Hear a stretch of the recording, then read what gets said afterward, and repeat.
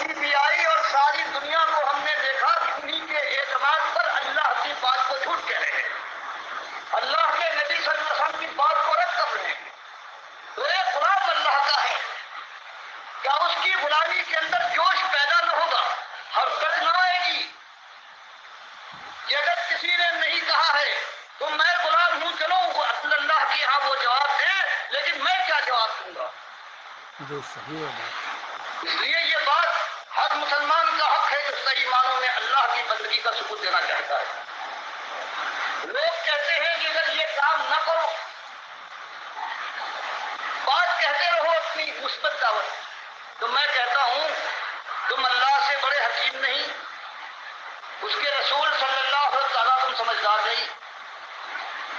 اللہ نے سارے پرانے جو مشہور تھے سب کو قرآن میں ذکر کیا، یہ فرعون ہے، یہ حامان ہے، یہ قارون ہے، یہ ابو لہب ہے، اور عمرو بن لہی خزائی کا نام کس نے لیا ہے کہ سب سے پہلے اس ظالم نے شرک کو یہاں پر داخل کیا ہے، اور جہنم کی آگ میں نے دیکھا ہے یہ اپنی ہاتھوں کو کھینچ رہا تھا، پھٹ گیا تھا پیٹ۔ معلوم ہوا کہ وہاں بھی برزخ میں جسم بھی ملتا ہے، بخاری مسلم کی حدیث سے۔ تو اللہ اور اس کے رسول صلی اللہ علیہ وسلم کا قاعدہ تو یہ ہے کہ وہ بات کو، اعتقاد کے معاملے کو، ایمان کے معاملے کو بالکل صاف، کسی پر چوٹ لگے، کوئی ناراض ہو، کوئی ناراض ہو، بات جب تک صاف ہو کر نہ آئے گی، ایک راستہ ہے، اس پر ڈاکو ہیں، ان کے پروپیگنڈا کرنے والے پھیلے ہوئے ہیں، کوئی گھبراتا ہے، کہتے ہیں کوئی بات نہیں، بالکل شاہراہ ہے، بالکل امن ہے، اس پر ان کے ایجنٹ ہیں، لوگوں کو آگے بڑھا رہے ہیں، اور وہ جانے کے بعد وہ گھاٹ میں لگنے والے ہیں، وہ ان کو لوٹ رہے ہیں۔ اب کیا ہم کو اگر معلوم ہو جائے، آپ کو معلوم ہو جائے کہ آپ کا فرض نہیں ہے کہ ہوشیار کریں کہ یہ بے ایمان، یہ ایجنٹ ہے، یہ ان کے چیلے ہیں، یہ ان کی طرف سے لگے ہوئے، آگے بڑا خطرناک گروہ بیٹھا ہوا ہے۔ اگر ہم یہی کام کریں کہ جنہوں نے ایمان پر ڈاکہ ڈالا ہے، جنہوں نے ہمارے باپ دادا کی اربوں اور کھربوں لوگوں کو جہنم میں جھکوا دیا ہے اپنی بڑائی کے الزام میں اور اپنے جھوٹی نام کی وجہ سے، اور یہ نہیں کہ وہ مر گئے تو گئے، ان کی کتابیں نہیں مری، دن رات ہر جگہ ایک حیجان پیدا ہے، اللہ کا انکار ہے، اللہ کے نبی صلی ان کی کتابیں بند تو نہیں ہوئی، وہ نہیں مرے ہیں۔ سانپ کو مارو اس کا زہر بھی ختم، لیکن یہ ایسا سانپ ہے کہ مارتے جاؤ زہر پھیلتا جائے گا۔ تو اگر اللہ نے پوچھا کہ ان ظالموں کے متعلق ٹھگوں کو تم جانتے تھے اور دنیا برباد ہو رہی تھی، تمہیں خبر تھی، اور تم اس خیال سے کہ ان کے بڑے نام ہیں، دنیا ناراض ہو جائے گی، لوگ کیا کہیں گے، تم نے اس بات کو کھول کر دنیا کے سامنے کیوں نہیں رکھا؟ تو اللہ کے بندوں، اگر آپ کوئی ہمیں تسلی بخش طریقہ بتا سکتے ہیں تو ہم اس پر سوچ سکتے ہیں، کوئی اور طریقہ اس کے علاوہ نہیں ہے، یہی اللہ نے کیا، یہی اللہ کے رسول صلی اللہ علیہ وسلم نے کیا، اور یہی پکارتے ہوئے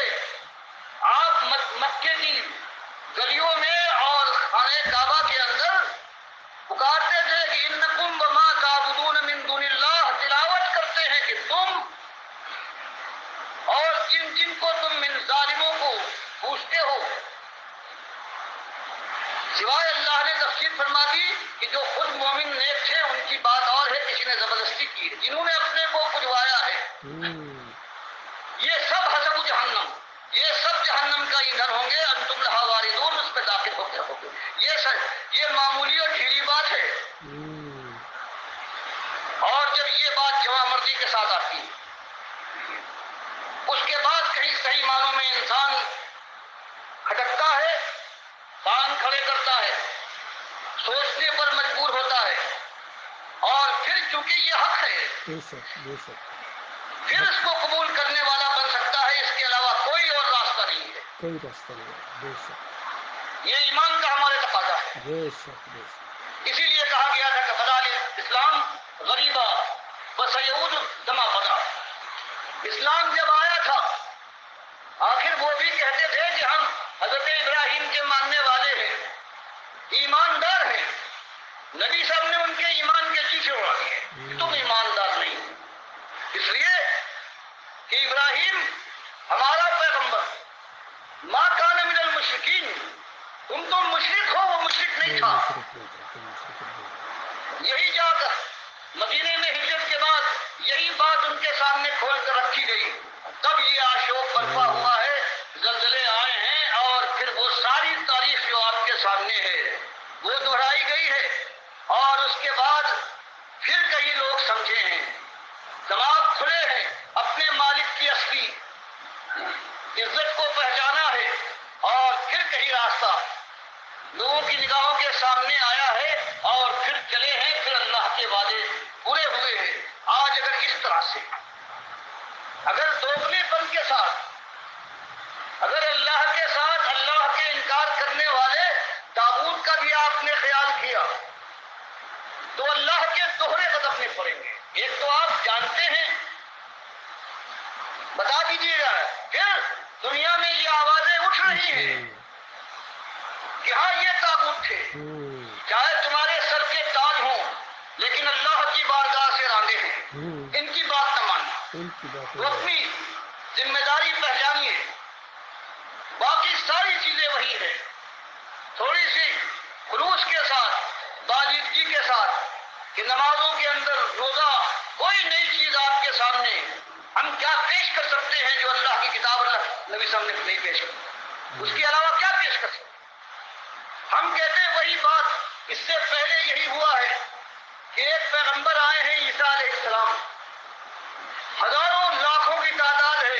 یہودیوں کو ماننے والے، توریت پر ایمان لانے والے، جو توحید کے راستے سے ہٹ گئے تھے. جب انہوں نے آ کر یہ بات پیش کی ہے تو ایک نبی کے ساتھ کیا کیا ہے دنیا والوں نے. کتاب کے ماننے وہ کہتے ہیں کہ بھائی میں انکار کرنے نہیں آیا، میں توریت کا مصدق ہوں، جو تم نے اپنی طرف سے اس میں ملا لیا ہے اس کا میں انکاری ہوں. یہی ہمیں کرنا ہے کہ قرآن و حدیث میں کون کس کی ہمت ہے ایک معمولی چیز کا کوئی فرق کر سکے اور وہ کافر ہونے سے کیسے بچ سکتا ہے. ہم تو صرف ادھر اس کے گھروں میں آگ لگی، اس کے شہر یوں اجڑے، اس کی آبرو کے کفن تار تار ہو گئے، لیکن پھر ہمت جواب دیتی ہے کہ فلاسفے کی طرف دیکھو، کیونکہ وہ ایمان کی مردانگی کہاں ہے. مالک کا کہنا یہ ہے کہ ہم ان کے ساتھ ہیں جو ہماری بات کہیں اور جم جائے. ہم اپنے رسولوں کے ساتھ ہیں، ہم مومنین کے ساتھ ہیں. یہ روش پیدا کیجیے، دنیا کے اندر غریب اور پردیسی بن جائیے. لڑائی جھگڑے تو نہیں کہتا، ہمدردی ہو. دنیا والوں سے آپ کی طرف جا رہے ہیں، ان کو آگ سے بچانے کی کوشش کرنا ہے، لیکن وہ تعلقات، وہ محبت اور دوستی کے انداز، وہ شرمندگی کی بات میں کہو دوست سے کہیں برا نہ مان جائے. لوگ بہت اچھا سمجھتے ہیں اگر توحید کی بات اور شدت چھوڑو گے تو مشکل پیدا ہو جائے کہ یہ نامردی ہے. اس نامردی کو نکال کر پھر اللہ اپنے مالک کے وقار کو پہچان کر کسی سے بلا وجہ حق کے خلاف کوئی بات نہیں کہنا. لیکن اللہ کی بندگی میں یہ جرأت عزت نفس تو ہونا چاہیے کہ بڑا سا بڑا رشتے دنیا کو اللہ کے راستے سے ہٹایا ہے، اللہ کی بات کا انکار کیا ہے، صاف اعلان کر دو کہ میں اس کا بندہ نہیں اپنے مالک کا بندہ ہوں. یہ ایک بات ہے انتہا سخت، یہ کڑی اور مشکل بات ہے. اس کی درخواست کرتا ہوں، یہ بات اسی لیے سوچ سمجھ کر اس راستے میں اس کو آنا ہے. بہرحال یہ بات کبھی برداشت نہیں کی ہے کسی قوم نے، لیکن اللہ کا اس سے وعدہ ہے کہ جب بھی آئے ہو، جب خیر آئے اسی انداز سے آئے گا، اس کے علاوہ کوئی انداز نہیں. جب تک ایمان کو بالکل صاف نہ کر دیا جائے گا اور بڑے چھوٹے کا کوئی خیال، کوئی عالم اور فاضل، کوئی امام زیادہ اللہ کے راستے میں رونا نہ کا پائے گا، اس وقت ہی میرے پیارے بھائیوں، یہ آواز ہے ڈاکٹر مسعود الدین عثمانی رحمۃ اللہ علیہ کی۔ یہ مختصر اور جامع بیان ہے، یقین کیجئے اگر یہ بیان نہ ہوتا اس انداز سے، یہ توحید کی دعوت اس انداز سے نہ اٹھی ہوتی، اس مرد مجاہد کے ذریعے جو عالم دین تھے، آرمی افسر بھی تھے، بہت ہی خلوص کے ساتھ انہوں نے یہ دعوت اٹھائی ہے۔ پہلے جماعت اسلامی کے اہم رکن تھے، لیکن جب مودودی صاحب نے اپنا رخ جمہوریت کی طرف کیا تو ڈاکٹر صاحب نے ان سے علیحدگی اختیار کر لی، کیونکہ یہ دعوت ووٹوں کے ذریعے نہیں پھیلائی جا سکتی۔ اللہ کا دین ووٹوں کے ذریعے نہیں غلبہ پکڑتا ہے، یہ تو توحید کی دعوت دینی پڑتی ہے، رد شرک کرنا پڑتا ہے۔ پھر قوم دو حصوں میں تقسیم ہوتی ہے، ہجرت کے مقام آواز دیتے ہیں، اور پھر اس کے بعد وہ سارا دور گزرتا ہے جو نبی علیہ السلام اور صحابہ کرام کے اوپر گزرا تھا۔ وہی انداز اختیار کرنا پڑے گا، اور وہی انداز اختیار کیا اس دور کے اندر ڈاکٹر مسعود الدین عثمانی رحمۃ اللہ علیہ نے۔ اس سارے اندھیرے میں صرف ایک شمع روشن ہے، اور اس کے یعنی اس دعوت کے اوپر یہ غور کرنے کی ضرورت ہے۔ ڈاکٹر صاحب بڑے زبردست انداز پر کہہ رہے ہیں کہ کسی پر چوٹ لگے، بڑے اور چھوٹے کا لحاظ کیے بغیر جب تک جو مردوں کے اندر یہ ہمت پیدا نہیں ہوگی، کوئی خیر نہیں آ سکتی۔ اسی اصول کے تحت محمد حنیف کو پکڑا ہے، حالانکہ بڑی عزت تھی، یقین کی امیر جماعت تھے، لیکن جب انہوں نے شرک کا دروازہ کھولا ہے، پھر اللہ کے بندوں نے پہلے ان کو سمجھایا ہے، اور جب وہ نہیں سمجھے، جم گئے اپنے شرک اور کفر کے اوپر، وہاں کا مسئلہ بنا دیا، پھر ان کو للکارا ہے۔ کیونکہ اسی اصول کے تحت بریلویوں کو، دیوبندیوں کو، اہل حدیثوں کو، صوفیوں کو للکارا گیا تھا کہ بے ایمانو، اللہ کے دین کو بدلی کر دیا، تو اسی اصول کے تحت ان کو کیوں نہیں پکڑا جائے گا؟ اور سب سے بڑی بات کہ جب بات معلوم ہے اور دنیا برباد ہو رہی ہے، جماعت برباد ہو رہی تھی، تو اس کے بعد ظاہری بات ہے یہی احساس تھا کہ اگر آج اس بات کو دبا دیا گیا تو کل اللہ کے دربار کے اندر کیا معاملہ پیش آئے گا۔ تو اللہ کے بھروسے کے اوپر، اللہ کے اوپر توکل کرتے ہوئے جو ہے یہ ایمان کی بات دوبارہ اٹھائی ہے۔